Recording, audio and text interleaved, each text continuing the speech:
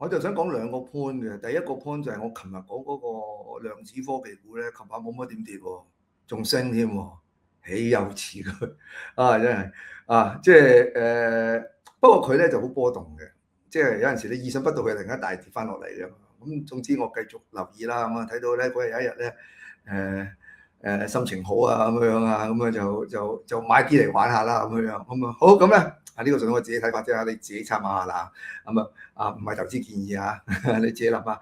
好啦，咁比特幣啦，真係比特幣我真係有啲轉，我都真係轉咗念㗎啦，我就唔再睇死佢㗎，因為你見得到就係佢真係喺呢個過程裏邊咧，即係你從一個流動性角度咧講咧就係話，因為俄羅斯打烏克蘭咧，同美國咧打伊朗咧係有個分別嘅啊。個分別咧在於就係伊朗咧一打仗嘅話咧，嗰啲國家一定要出走啲資金出嚟㗎，定係咁樣樣。咁如果你講話烏克蘭嗰啲要出走資金嘅話，因為佢係受西方政府支持嘅話，佢出乜都得嘅咁樣樣。咁但係你伊朗走出啲資金嘅話就難好多㗎咁樣樣。咁而呢個情況裏邊嘅話，你發覺到就係咩咧？就係如果你要走嘅係黃金嘅話咧，仲係實金嘅話咧，咁你真係好難走出嚟㗎，係嘛？你明唔明？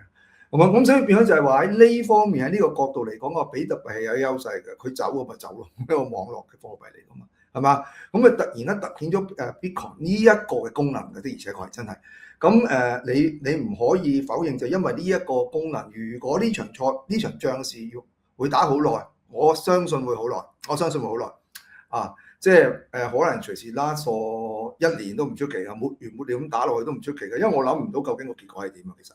即係而家我諗唔到個結果係會點，根本就咁，所以變咗，如果咁嘅情況之下，話比特幣有佢嘅功能㗎，喺呢一場嘅中東嗰啲一個亂局裏邊咧，係佢唔同係俄羅斯打烏克蘭嗰個情況㗎，咁樣咁，所以變咗就係話令到咧比特幣咧未必跌落去3萬啦，可能喺度6萬咧開始徘徊啊咁樣啊，咁。我哋當然要睇一睇，最後都係睇下穩定幣究竟會對有咩影響啦，係咪？咁但係我起碼就已經唔睇死佢啦，已經係，我覺得佢開始穩咗呢一個水平個算咁樣。咁但係穩得咁上下咧，咁就佢開始就可能有料到㗎咯喎，就會升翻上嚟㗎咯喎。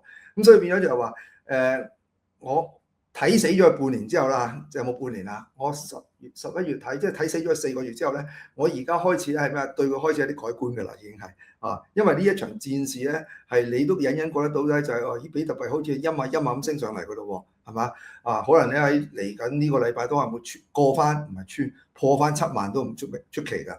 咁所以都好有可能㗎啦。咁啊，可能企喺7萬上面都唔出奇。咁啊，咁所以變咗就係話係咯，即係我哋都，如果你比特幣咧已經死心咗幾個月嘅話咧，就差唔多咧係要係轉下念㗎啦，咁樣。咁而我亦都開始留意緊我嗰隻 STX 啦，同埋 Solana 啦，我呢兩隻我都開始留意緊，因為始終佢哋嘅去中心化項目係做得最好嘅，其實咁樣。咁我唔睇好嗰隻 XRP 嗰啲㗎，即係嗰啲我唔睇好嘅。我唔知佢究竟發生乜事㗎，因為有穩定幣出現，如果有美元穩定幣、有港元穩定幣出現，或者日去人民幣穩定幣出現夠，我使乜要你隻 XRP 啫？係嘛？呢啲全部都係跨境嘅數碼貨幣嚟㗎啦嘛，係咪？咁你 XRP 我嚟做乜嘢啫？我睇唔到有咩嘅功能出現啦，係咪？即係好快應該會被淘汰嘅，應該咁樣。咁但係問題話，我對Solana STX 我都即係我覺得佢係會翻嚟嘅咁樣。以太幣唔知，因為我唔中意佢，咁所以變咗咧係呢個就即係你哋自己決定中唔中意啦。好，純粹個人睇法啊，唔係投資建議啊。